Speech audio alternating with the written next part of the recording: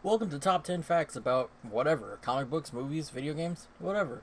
But in today's episode, I'll be doing Scream 3. But first, let me give you a rundown what the Scream franchise is. Scream franchise is a series of cult horror films directed by Wes Craven and Kevin Williamson, and later by Ellen Kruger, which begins in 1996. The main plot involves a psychopathic killer wearing a hockey mask. Why did I say hockey mask? Halloween costume attempting to kill Sidney Prescott. I must have another horror franchise on the brain. And various other characters involved in her life, which film begins with the gory number of two people and it takes off there, leading to a revelation of the killer, his identity in the final battle between Sidney and the killer. This also revitalized the slasher genre back in 1996, similar to what Halloween did in 1978, using a standard concept with a tongue-in-cheek approach that successfully combined straightforward scenes with dialogue that satirized the slasher conventions.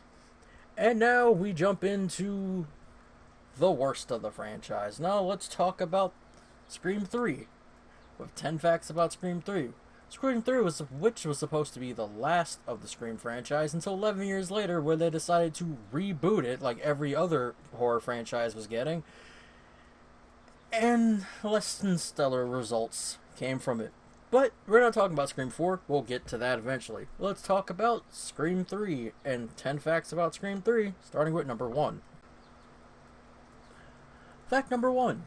David Arquette and Courtney Cox met on the set of Scream in 1996, dated while shooting Scream 2, and married a month before the principal photography of Scream 3 began. They cut their honeymoon short so they can go and film Scream 3. Courtney Cox added Arquette to her name, as seen in the credits of Scream 3. Fact number 2. In 2019, 2009, I don't know where that came from. Matthew Lillard claimed that he had been contacted to reprise his role as the primary antagonist, having survived his apparent death in Scream 1, orchestrating new Ghostface attacks from prison on high school students and ultimately targeting Sidney Campbell. Following the Columbine shooting massacre shortly before production began, the script was scrapped and rewritten without his character and his plot to avoid development of the film, which associated violence and murder with a high school setting. Number 3. Wes Craven encountered repeated conflicts over censorship with the MPAA regarding violence, with Craven stating in an interview that the issues made him consider leaving the horror genre. Which I wouldn't blame him, honestly, at that point, because everybody was up in arms about pretty much everything. But I think his last directorial movie was Scream 4, which is a hell of a way to go, honestly. Number 4. Neve Campbell's contract allowed her to be on set for 20 days, which is why Scream 3 has less Sidney and less scream time than in the other films.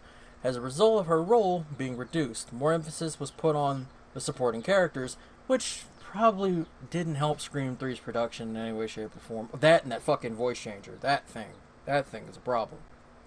Number 5. The house used during the climax, where most of the killing takes place, is the same house used as a school in Halloween H2O. That's a hell of a connection. Plus, I thought that place was kind of a school, but apparently it wasn't. So it's a house.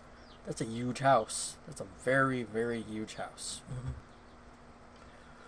Number 6. Throughout this movie, the actors and the actresses of Stab 3, the movie within the movie, complained about rewrites in 3 different scripts. The complaints were actually originated from the rest of the cast of this movie, because the freaking rewrites in 3 different endings.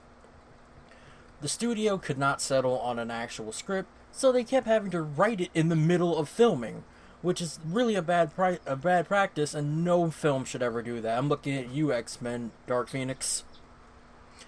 Number 7.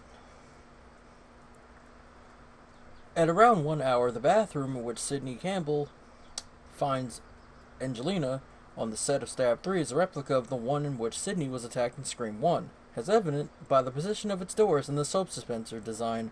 That is weird attention to detail. Like, weird, extreme attention to detail. Good on you, Scream 3 writers. The rest of this movie, not good on. Number 9. Publicity stills of young Maureen Prescott are actually early modeling photos of young Len Marie the actress who portrayed adult Maureen Prescott. And finally, our last fact on this extreme trip through Scream 3, Jamie Kennedy, despite appearing in each of the 3 films, has never appeared on any of the movie's posters.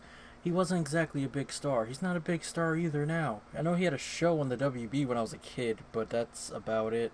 He was in Malibu's Most Wanted. I think he just needed to make rent that month, so he decided to be in Scream 3, but not officially. It's a little weird. Thank you for watching today's video. Remember to like, comment, and subscribe, and stick around, because the next top 10 facts video is actually about this movie's sequel, Scream 4. I'll keep the dungeon lights on for you later.